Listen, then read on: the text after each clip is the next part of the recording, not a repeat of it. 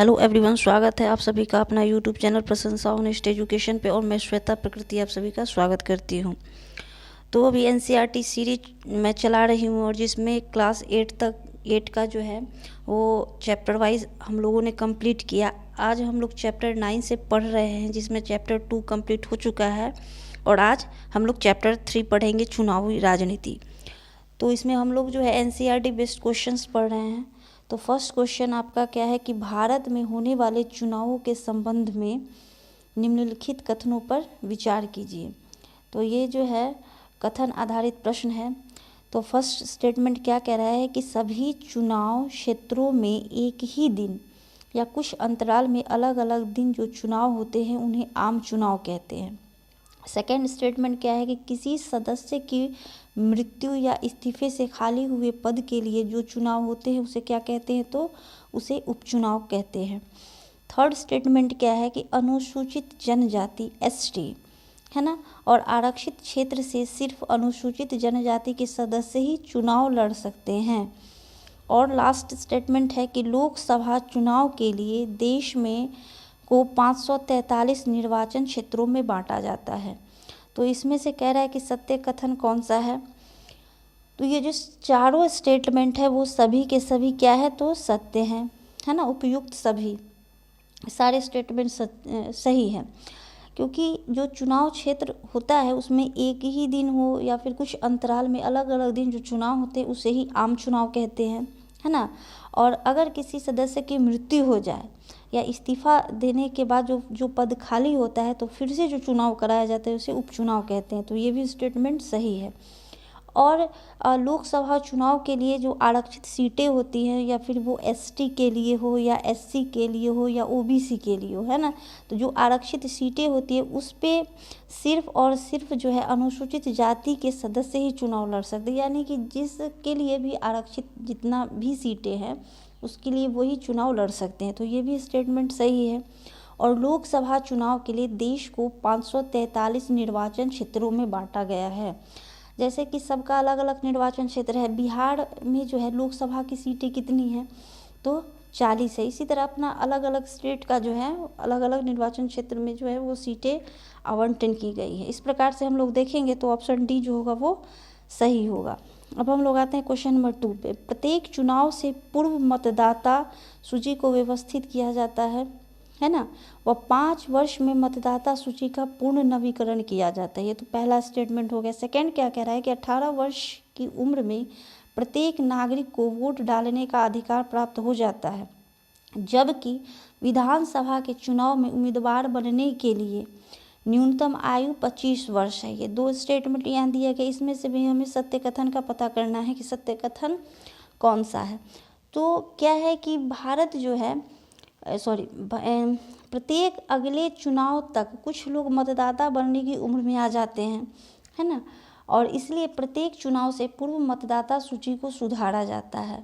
और जो लोग इस इलाके से चले जाते हैं या फिर किसी की मृत्यु हो जाती है तो इसका क्या होता है कि मतदाता सूची से उसका नाम हटा दिया जाता है।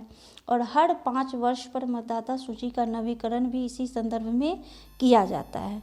किसी की मृत्यु हो जाती है या फिर कहीं कोई दूसरे जगह चला जाता है तो इस तरह से मतदाता सूची का क्या किया जाता है, तो नवीकरण किया जाता है। तो ये स्टेटमेंट आपका बिल्कुल सही है। सेकेंड क्या कह रहा है कि 18 वर्ष की उम्र में प्रत्येक नागरिक को वोट डालने का अधिकार प्राप्त हो जाता है ना, ये तो सही है। यहाँ तक जो है हो जाता है ये सही। जबकि विधानसभा चुनाव में उम्मीदवारों बनने के लिए आयु कितना चाहिए, तो 25 वर्ष आयु चाहिए।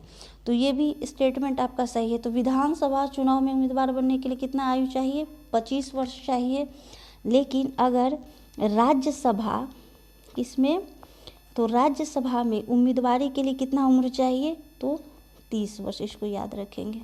राज्यसभा में कितना चाहिए, तो 30 वर्ष, लेकिन विधानसभा में उम्मीदवारी के लिए 25 वर्ष। इस तरह हम लोग देखेंगे तो ये दोनों स्टेटमेंट जो है सही है, एक और ये दोनों कथन जो है आपका सही है। थर्ड क्वेश्चन पे हम लोग आते हैं। थर्ड क्वेश्चन क्या कह रहा है कि ये चुनाव आयोग से संबंधित प्रश्न है। हमारे देश में चुनाव एक स्वतंत्र और स्वायत्त चुनाव आयोग द्वारा करवाए जाते हैं, ठीक है, फर्स्ट है स्टेटमेंट। सेकंड क्या कह रहा है कि मुख्य चुनाव आयुक्त की नियुक्ति भारत के राष्ट्रपति द्वारा की जाती है तथा चुनाव आयुक्त सरकार के प्रति जवाबदेह होता है। इसको ध्यान से, चुनाव आयुक्त जो होता है वो सरकार के प्रति जवाबदेह होता है। इसमें हमें सत्य कथन का पता करना है, ठीक है।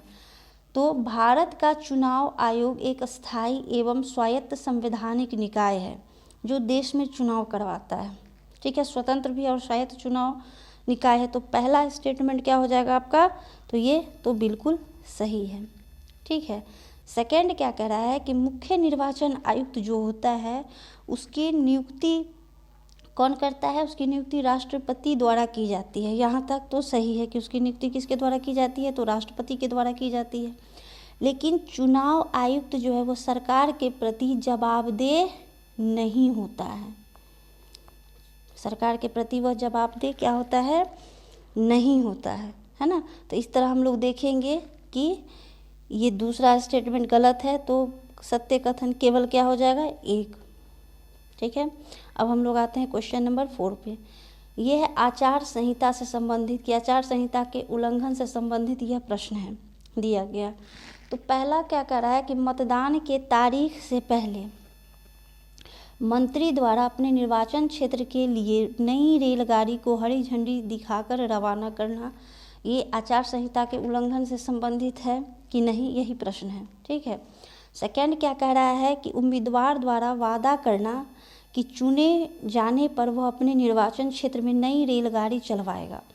थर्ड क्या कह रहा है कि उम्मीदवार या उम्मीदवार के समर्थक द्वारा झुग्गी बस्तियों में वोट के वायदे को लेकर कंबल बांटना, है ना। इसके बाद हम लोग आते हैं कि चौथा क्या कह रहा है कि उम्मीदवार के समर्थकों द्वारा मतदाताओं को मंदिर में ले जाकर अपने उम्मीदवार को वोट देने का शपथ दिलाना। ये 4 स्टेटमेंट है, इसमें से जो है कौन सा स्टेटमेंट आपका सही है, कूट से बताना है ना। तो पहला आपका ठीक सही होगा, ये जो पहला है, ये पहला ये आपका जो है क्या है, तो ये आचार संहिता के उल्लंघन से संबंधित है। इसमें क्या कह रहा है कि ये तीनों ही कथन मतदाताओं को प्रलोभन दिया जा रहा है। किसमें, पहला वाला में प्रलोभन दिया जा रहा है, फिर इसमें प्रलोभन दिया जा रहा है कि कंबल बांटेंगे झुग्गी बस्ती में, और जो है ये चौथे वाले स्टेटमेंट जो है इसमें भी जो है शपथ दिलाया जा रहा है उम्मीदवारों को, कहाँ, मंदिर में ले जा कर के। तो इस तरह हम लोग देखेंगे कि 1, 3 और 4 जो है ये मतदाताओं को क्या किया जा रहा है, तो इसमें मतदाताओं को प्रलोभन दिया जा रहा है। क्या दिया जाए, मतदाताओं को प्रलोभन दिया जा रहा है।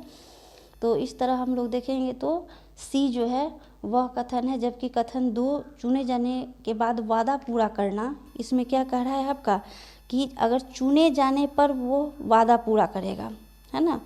तो इस तरह हम लोग देखेंगे कि करने को कहा है, अतः इसी आचार संहिता का उल्लंघन नहीं माना जाएगा। ये दूसरा स्टेटमेंट जो है ये वाला, इसमें आचार संहिता का उल्लंघन नहीं होगा। बाकी फर्स्ट, थर्ड और फोर्थ स्टेटमेंट जो कह रहा था उसमें आचार संहिता का उल्लंघन हो रहा था, है ना। अब हम लोग आते हैं क्वेश्चन नंबर 5 की तरफ। ये चुनाव आयोग से संबंधित यह प्रश्न है, प्रश्न संख्या 5। तो चुनाव आयोग चुनाव की अधिसूचना जारी करने से लेकर चुनाव के नतीजों की घोषणा तक पूरी चुनावी प्रक्रिया के प्रत्येक पहलू पर निर्णय लेता है, ठीक है। ये फर्स्ट स्टेटमेंट है, ये तो बिल्कुल सही है, क्योंकि चुनाव आयोग जो होता है वो अधिसूचना जारी करता है, उसके बाद चुनावी नतीजों की घोषणा तक पूरी चुनावी प्रक्रिया में प्रत्येक पहलू पर निर्णय कौन लेता है, तो चुनाव आयोग ही निर्णय लेता है। सेकंड क्या कह रहा है, यह आदर्श चुनाव आचार संहिता लागू करता है और इसका उल्लंघन करने वाले उम्मीदवारों और पार्टी को वो सजा देता है, ये भी सही है। थर्ड क्या कह रहा है कि चुनाव के दौरान आयोग सरकार को दिशा निर्देश मानने का आदेश दे सकता है। आयोग कौन, चुनाव आयोग जो है वह सरकार को दिशा निर्देश मानने का आदेश दे सकता है। इसमें सरकार द्वारा चुनाव जीतने के लिए चुनाव में सरकारी मशीनरी का दुरुपयोग रोकना या अधिकारियों का तबादला करना भी इसमें शामिल है, कि ये सब कुछ कर सकता है चुनाव के दौरान। लेकिन कब, तो चुनाव के दौरान ही चुनाव आयोग जो है वह अधिकारियों को वो निर्देशित कर सकता है ना, सरकार को। अब है चौथा कि चुनाव ड्यूटी पर तैनात अधिकारियों का नियंत्रण सरकार के हाथ में न होकर चुनाव आयोग के हाथ में होता है और वे आयोग के अधीन ही काम करते हैं। ये भी स्टेटमेंट जो है बिल्कुल सही है। यानी कि चुनाव के दौरान जो है पूरी शक्ति किसके पास होती है, तो पूरी शक्ति होती है चुनाव आयोग के पास। इसमें सरकार भी जो है उसको भी दिशा निर्देश मानने पड़ते हैं, किसके, तो चुनाव आयोग के। तो इस तरह हम लोग देखेंगे कि पांचवा जो है उसका कौन सा हो जाएगा, तो इसमें हो जाएगा उपयुक्त सभी, यानी कि डी। सारे स्टेटमेंट जो है वो सत्य हैं। अब हम लोग आ जाते हैं प्रश्न संख्या 6 देखते हैं। ये मैच द कॉलम है, मिलाने वाला है ना। तो इसमें हम लोग क्या देखते हैं कि फर्स्ट है आपका सार्वभौमिक वयस्क मताधिकार। इसके बाद है इसमें कि कमज़ोर वर्गों का प्रतिनिधित्व। तो सार्वभौमिक वयस्क मताधिकार में क्या आ जाएगा आपका, तो 18 वर्ष और उससे ऊपर के सभी नागरिकों को, ए का हो जाएगा आपका दूसरा। कमज़ोर वर्गों का प्रतिनिधित्व, इसके बाद हम लोग देखेंगे यहाँ पे आ जाएंगे कमज़ोर वर्गों का प्रतिनिधित्व जो होगा तो वो होगा आपका अनुसूचित जाति जनजातियों के लिए सीटें आरक्षण करना, यानी कि बी का हो जाएगा आपका ये। अलग अलग पेज में है तो इसमें थोड़ी दिक्कत होगी। इसके बाद आते हैं खुली राजनीति प्रतिद्वंदिता। तो ये सभी को पार्टी बनाने तथा चुनाव लड़ने की आज़ादी, है ना, इसका ये हो जाएगा। और एक मत एक मोल, हर चुनाव क्षेत्र में लगभग बराबर मतदान। पीछे आ जाते हैं हम लोग, तो इसमें हो जाएगा इसका ये चौथा का ये हो जाएगा हर चुनाव क्षेत्र में लगभग बराबर मतदान। तो ऐसे में हम लोग देखेंगे कि आपका आंसर क्या हो जाएगा, तो ये ए वाला हो जाएगा। ठीक है, अब हम लोग आते हैं क्वेश्चन नंबर 7 की तरफ। इसमें असत्य कथन का चयन करना है। तो असत्य कथन इसमें क्या कह रहा है कि मिजोरम और नागालैंड लोकसभा सीटें समान हैं, क्योंकि अलग अलग स्टेट में जो है अलग अलग राज्यों में लोकसभा की सीटें अलग अलग होती है। जैसे कि मैंने आपको पिछले क्वेश्चन में बताया था कि बिहार में जो है वो लोकसभा की सीटें कितने हैं, तो 40 सीटें हैं। तो अलग अलग स्टेट में अलग अलग होती हैं। सभी संघ राज्य क्षेत्र में लोकसभा की सीटें समान हैं। थर्ड है उत्तर प्रदेश में लोकसभा की सर्वाधिक सीटें हैं। स्थानीय निकायों के चुनाव में आरक्षण की व्यवस्था है। तो यहाँ पे 4 जो है कथन दिए गए, उसमें से पता क्या करना है कि असत्य कथन जो है वो कौन सा है, गलत रॉन्ग आंसर कौन है। तो यहाँ पे हो जाएगा आपका बी। सभी संघ जो है राज्य क्षेत्र में लोकसभा की सीटें समान नहीं हैं, है ना। दिल्ली की लोकसभा सीटों की संख्या जो है वो 7 है, जम्मू कश्मीर में अलग है। मतलब अलग अलग जो जितने भी संघ राज्य क्षेत्र हैं सब में अलग अलग है। और तो उत्तर प्रदेश जो है में लोकसभा की सीटें जो है वो सबसे अधिक है ना। और स्थानीय निकायों के चुनाव में आरक्षण की व्यवस्था की गई है। यानी कि ये सब जो स्टेटमेंट जो है ये रॉन्ग है आपका, ये सही है, ये सही और ये सही है। पूछा गया है असत्य कथन कौन सा है, तो क्या हो जाएगा आपका बी हो जाएगा। अब हम लोग आते हैं प्रश्न संख्या 8वां देखते हैं कि 61वें संविधान संशोधन अधिनियम द्वारा मतदान करने की आयु, यहाँ पे मिसप्रिंट है, यहाँ लिख देते हैं क्या है, तो आयु 21 वर्ष से घटाकर 18 वर्ष की गई थी। किस संविधान संशोधन में, तो 61वें संविधान संशोधन में क्या किया गया था कि मतदान करने की आयु 21 वर्ष से घटाकर कितना कर दिया गया था, 18 वर्ष। किस प्रधानमंत्री के कार्यकाल में यह संशोधन हुआ, तो यह जो हुआ आपके राजीव गांधी के समय में यह संशोधन हुआ। 61वां संविधान संशोधन अधिनियम जो बना ये आपका कब हुआ था, तो 1989 में, 1989 में यह हुआ। तो इसी में क्या किया गया, 21 वर्ष से कम करके 18 वर्ष करने का कार्य भारत के पूर्व प्रधानमंत्री राजीव गांधी ने किया था। अब हमारे देश में 18 वर्ष और उससे ऊपर के सभी नागरिक चुनाव में वोट डाल सकते हैं। अब हम लोग आते हैं क्वेश्चन नंबर 9 की तरफ। यहाँ दिया गया है कि आरक्षित निर्वाचन क्षेत्र से संबंधित निम्नलिखित कथनों पर विचार कीजिए। फर्स्ट क्या कह रहा है कि भारतीय संविधान में कमज़ोर वर्गों के लिए आरक्षित निर्वाचन क्षेत्र की विशेष व्यवस्था है। इसके बाद है सेकंड क्या कह रहा है कि स्थानीय निकाय के चुनावों में महिलाओं के लिए आरक्षण की कोई व्यवस्था नहीं है, इसमें सत्य कथन को पता करना है। तो सत्य कथन क्या हो जाएगा, तो केवल एक हो जाएगा। हमारे संविधान प्रत्येक नागरिक को अपना प्रतिनिधि चुनने और जनप्रतिनिधि चुनने का अधिकार देता है ना। क्या करता है कि संविधान जो है कमज़ोर वर्गों के लिए आरक्षित निर्वाचन क्षेत्र की व्यवस्था, विशेष व्यवस्था वो करवाता है।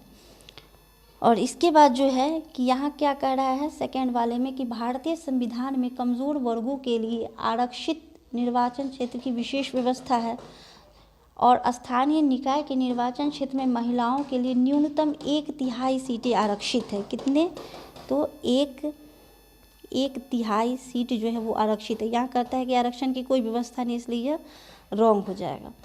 तो इस तरह हम लोग देखते हैं। तो हम लोग जो है चैप्टर 3 यहीं पे कंप्लीट होता है आपका। और अब नेक्स्ट वीडियो आएगा संस्थाओं का कामकाज, चैप्टर 4 हम लोग पढ़ेंगे। और अभी जितना भी आप लोगों ने ऑब्जेक्टिव बनाया है उसको एक बार फिर से पुनः खुद से बनाइए और उसका आंसर अपने से लगाइए। देखिए कि आपको ये बहुत ही एग्ज़ाम में बहुत इससे आपको फ़ायदे मिलेंगे। तो आज के इस वीडियो में इतना ही। धन्यवाद।